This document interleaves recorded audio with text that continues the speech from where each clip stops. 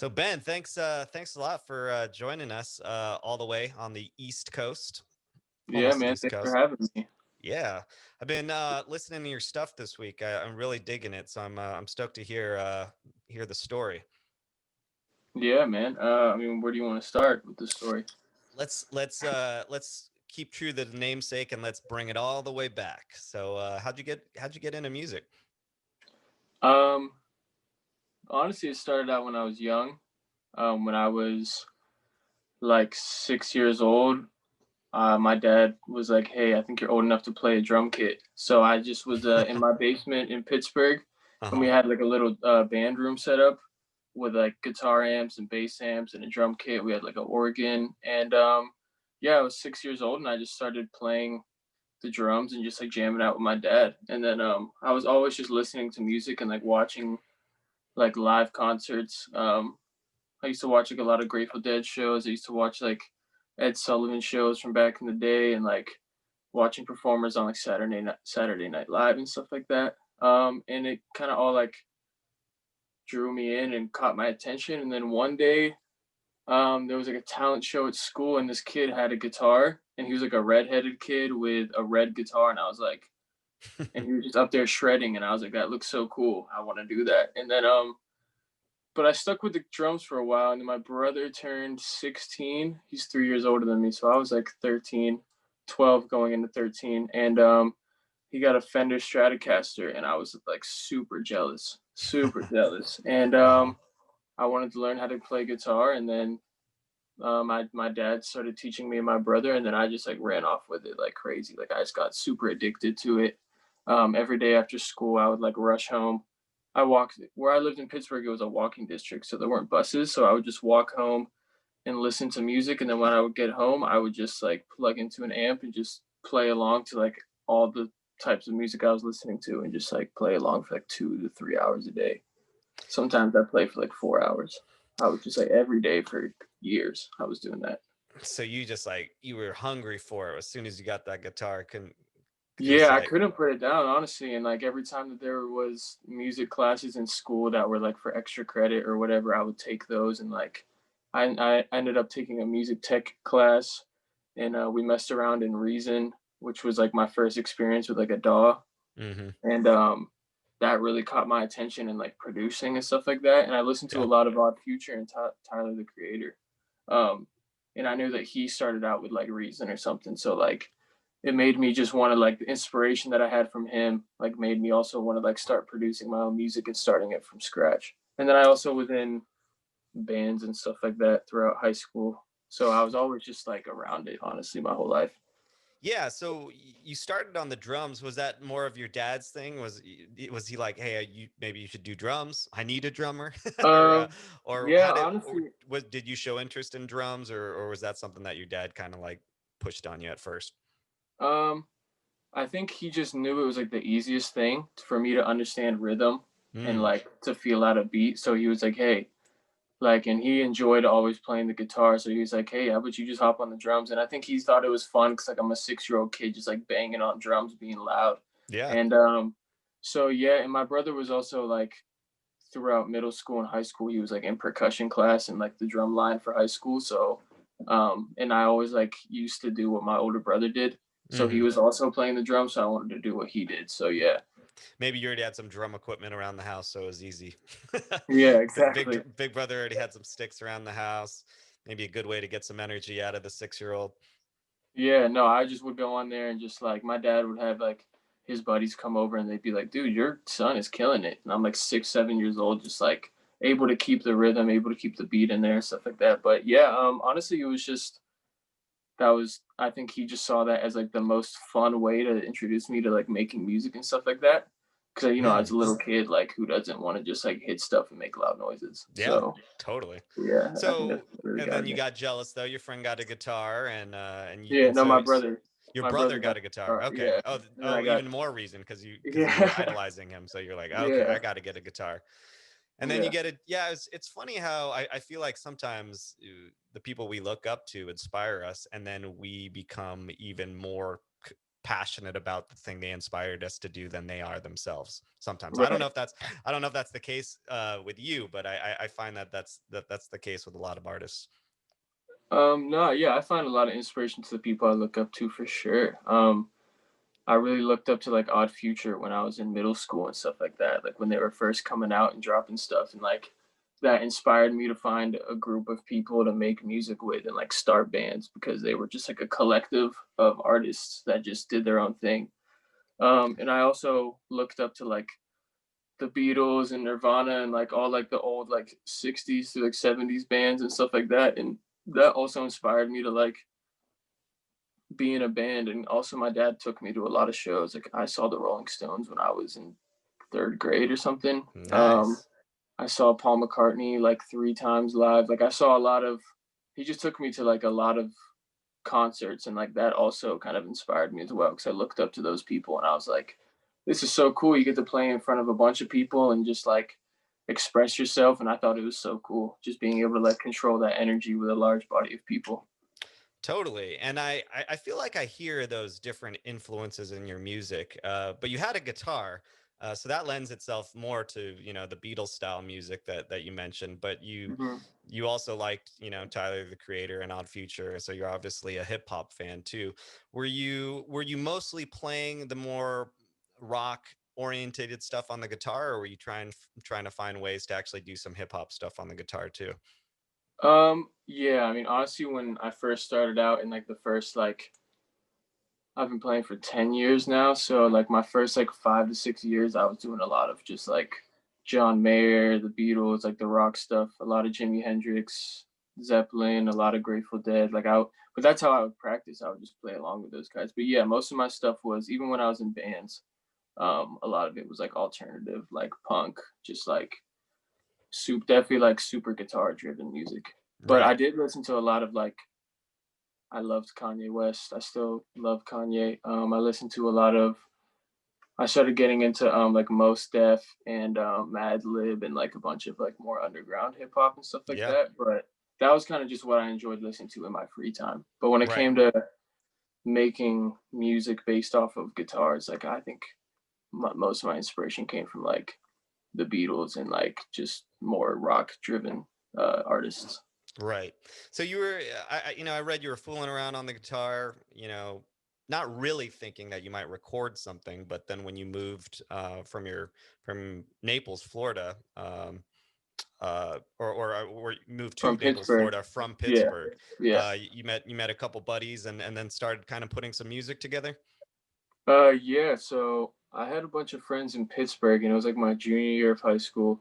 But none of my friend group was like super cool, but we never nobody like made music in it. Like and I was starting to like dabble in recording, but I would just record in like Audacity, which was like the worst thing you could record music in. Yeah. But I would just like record like I would literally just get a microphone and my guitar and just like play stuff into that. But I realized none of my friends were really doing that and I wanted to be around those kind of people.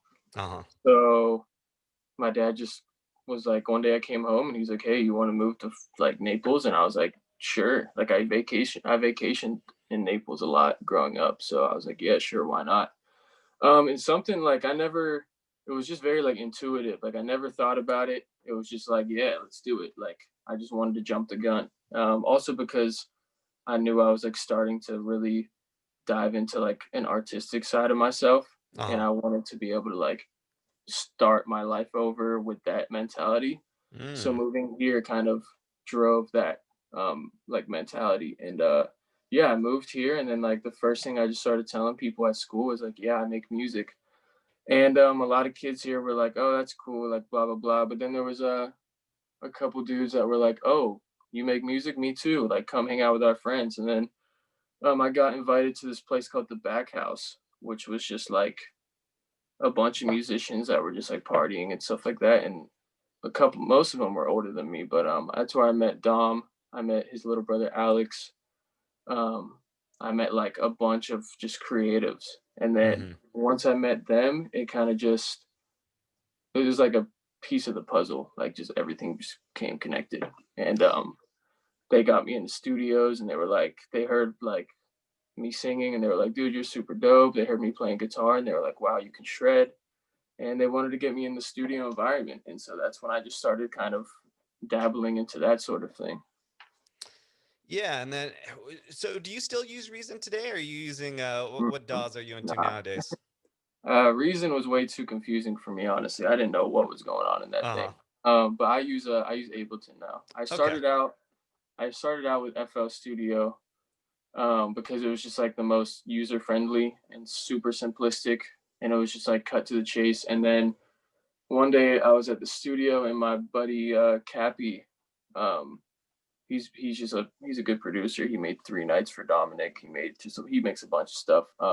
One day he was like, "You like to record guitar a lot, right?" And I was like, "Yeah." And he was like, "Dude, get Ableton. It's like the best for directional, like direct input and stuff like that." And then I got like a cracked version of Ableton, and then I just like got sucked into Ableton. I was like, "Wow, this is like the best thing I've ever used." And ever since then, I've never switched. Yeah, so are you self-producing a lot of your stuff, or who you working with right now besides I know you met some friends and you were working with them in the studio. Yeah. Are you self-producing a lot, or who are you collaborating with now? Um, yeah, I mean, all the stuff that's coming out now is self-produced. Obviously I've had an extra producer come in and like help out, like kind of just like piece together the drums and production and like the percussion and stuff. But Yeah. no, I mean, I've been whenever I start songs, especially here in my room, it's usually just me. I'm usually like 90% of the time I'm self-producing. But I've been starting to collaborate just from branching out and starting to get my name out there. I've been collaborating with a lot of different producers. So Cool. Yeah, I mean, it sounds been great fun. for a DIY production. It sounds great. I mean, it Thanks, man. sounds really cool. I like it. I It's appreciate that. I think it goes with the effortless style of kind of your singing and your guitar playing. Where do you think you get that influence from? Because it's a very relaxed vibe to the music, I feel like. Right. Um, I think I get it from myself because personally, I'm a very relaxed person. Like I don't mix well with drama. I don't mix well with like stress and stuff like that. So I always have tried to keep that out of my life.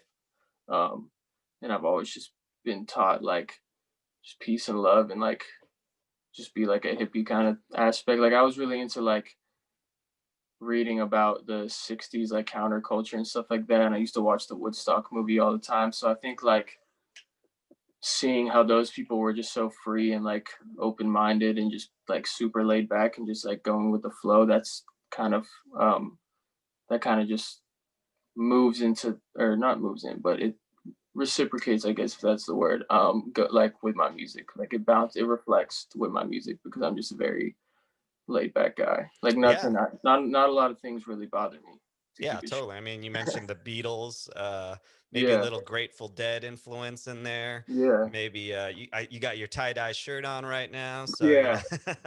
you're totally straight out of Woodstock. Yeah, man. But the your first EP was great, Sweet Dreams, Sweetheart. But you just dropped Redline recently, right? Which is Yeah. your newest single. You want to tell us a little bit about that one?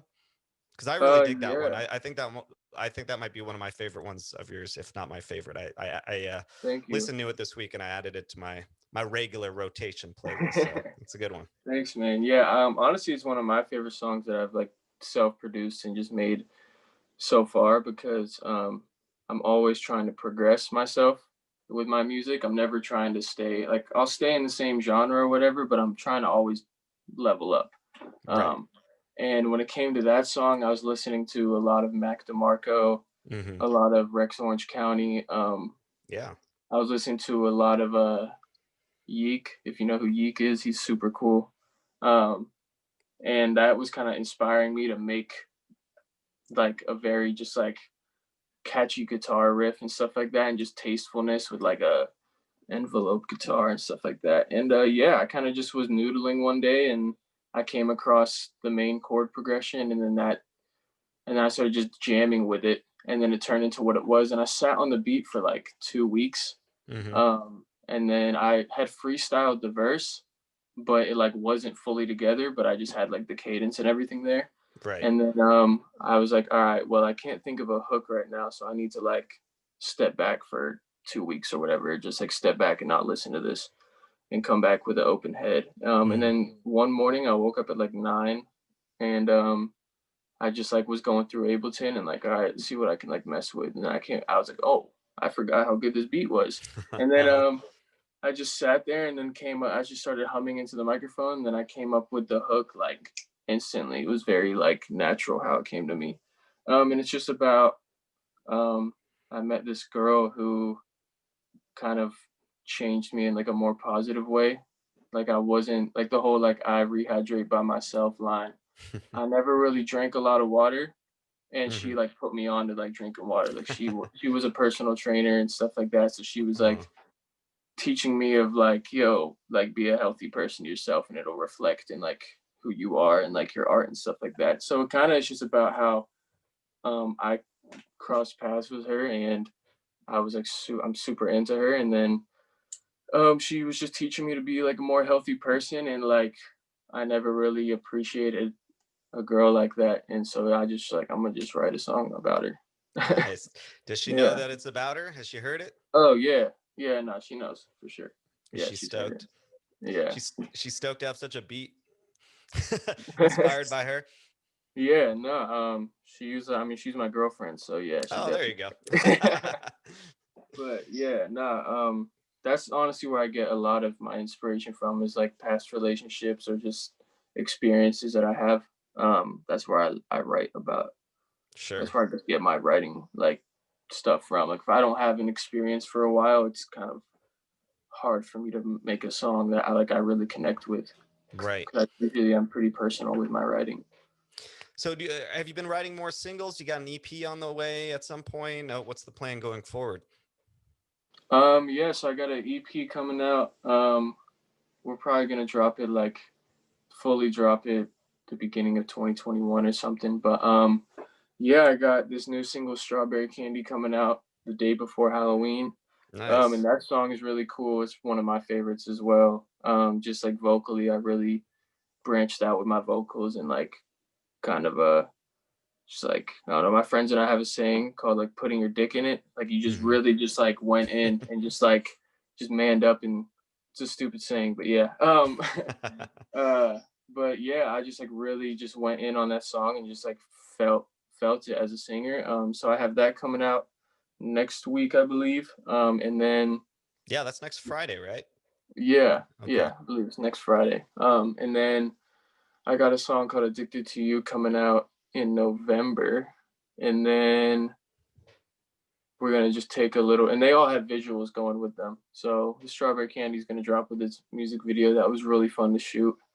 And Awesome. then I'm going to New York and then we're gonna get some footage of just like because I kind of want to just have like a visualizer kind of video for the song called Addicted to You. And I just want it to be like cool edits and stuff like that. And just kind of more just like a visual, like the song is like you're listening to the song, but what you're looking at is just like really cool visuals and stuff like that. Right, right. And that's dropping like early November or something. And then yeah, and then I'm probably gonna get the last two songs out with the whole EP at the beginning of January or February of 2021. So it's really exciting because I get really in my head sometimes about dropping music because Yeah. I'm just and because I don't know, it's just like you're putting it out on the internet into the world and you don't know like what people are gonna say. And I mean Sure. I have like pretty thick skin, so I don't really care if someone is like, yo, you suck. I'll just be like, all right, dude, like don't listen to my music then. But Yeah. I really do appreciate it when people like go out of their way to DM me and tell me like, oh, you're my like ever since I dropped Redline, I've had multiple people DM me like you're my new favorite artist. I love your song. I love you. And I'm just like, wow, that's so weird. But it's like I love it too. I love Yeah. like reading that. It really makes me it inspires me for sure and it makes me like want to keep going. And because I believe in myself, but and that does a lot definitely. But whenever I know that other people are believing in me, it like just helps me out even like tenfold. For So sure. so I'm Rewarding really probably excited to too. get this stuff out. Yeah, no, it's really rewarding because sometimes I'm like, oh man, it's just gonna suck. Like it's gonna drop and no one's gonna like it. And the next thing I know, everyone's like, yo, you're so cool, like blah blah blah. And I've never tried to have like an ego, so I don't let it get to my head, but I just enjoy reading that and like knowing that people appreciate me for who I am. Totally, yeah. And it makes Yeah. you feel like you're actually, contributing something. I feel like, Yeah. in 2020, it's been like, It's been a I weird feel like year. sometimes like the arts or whatever, music, they sometimes seem like they're supplementary things to life, Yeah. but those are the things I miss the most in 2020 is, going to live shows or, playing Yeah. music or, 100%, being man. social. So it makes you realize the value of some of these things and the effect that you're having on people. Yeah, I really enjoy knowing that people can like relate or just listen to my music and like feel good about themselves. Because honestly, that's the whole reason I make it is for I just make it because it's fun to me. Like it's a hobby of mine that I've been able to turn into something bigger, but it's also um I just want people to like feel good and just like be happy and stuff like that. So I Totally. whenever I know people are feeling positive and like when they listen to my song, they're like, "Oh, this makes me feel so good." It just like gives me a nice little smile, makes it warms up my heart. So yeah, it's good stuff. I'm very For sure. happy.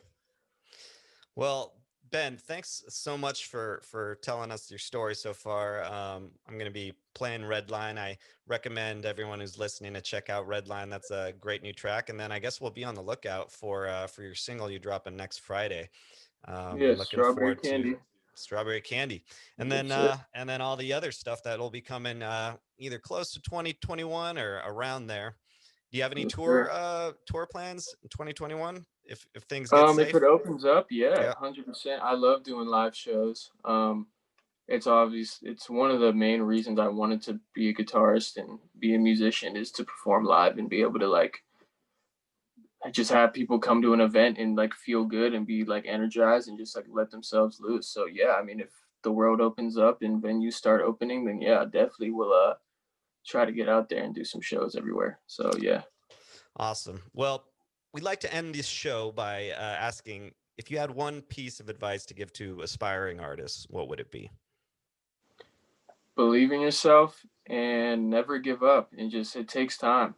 Um 5 years ago, I sucked at making beats. I was terrible. Like they were they were mid. Like all the beats I made were just so like mid pack. Like they were not good. But I just kept trying because I enjoyed it, you know. And I was like still going to school and I still went to work and stuff like that. And like I just believed in myself and it was just treat it as a hobby. Don't treat it as like I mean, you can treat it, I guess, however you want, but just believe in yourself and like do it for fun. Don't do it to impress anybody. Don't do it to because you want to be famous or whatever. Do it because you want to do it because that's when you'll make your best music. And that's what I've realized. Yeah, I met a guy once, and he was like late 60s, maybe early 70s, and he said, Hmm. and he had just started playing guitar, and he Hmm. said he considered playing guitar when he was like in his late 30s or 40s or something like that, and he said I didn't do it because I felt like it was too late already. I felt like I had kind of, if I was going to play Yeah. guitar, I should have started earlier. But then he was like, if I had just started then, I would be a great guitarist by now. And it Yeah. was just That's the thing, so. man. It's never too late to dive into anything, whether you want to be a painter or a writer or a musician. It's never too late to do any of that stuff. But it just takes time. It's just like learning math. If you want to get really good at algebra or something, you got to practice it every day or whatever. So, yeah, it just takes time and just believe in yourself and don't be too hard on yourself because you never know what you can make out of it. Bringing it backward.